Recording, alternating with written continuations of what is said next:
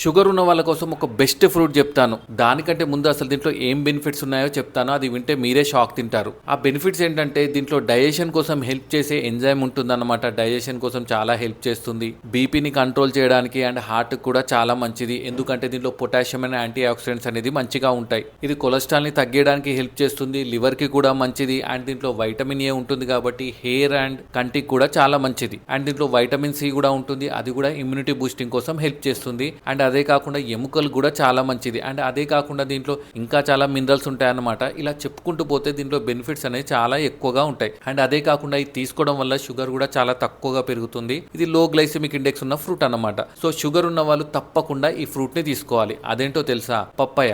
Shock తిన్నారు కదా? Yes, పప్పాయలో ఇన్ని బెనిఫిట్స్ ఉంటాయి. సో తప్పకుండా మీ ఫ్రూట్ లిస్ట్ లో ఈ పప్పాయని యాడ్ చేసుకోండి. ఒక 1 కప్ ఈవినింగ్ టైం స్నాక్స్ లెక్క అలా తీసుకోవచ్చు. అలా తీసుకుంటే మీరు ఇన్ని బెనిఫిట్స్ కూడా పొందొచ్చు. అండ్ మీ షుగర్ కూడా ఎక్కువగా పెరగదు. మరీ పండింది తీసుకోకూడదు అండ్ జ్యూస్ లాగా కూడా తీసుకోకూడదు. మోడరేట్ గా పండింది తీసుకోండి. అర్థమైంది కదా? మరి మీకు కూడా ఇలాంటి డౌట్స్ ఏమైనా ఉంటే కింద కామెంట్ చేయండి. Thank you.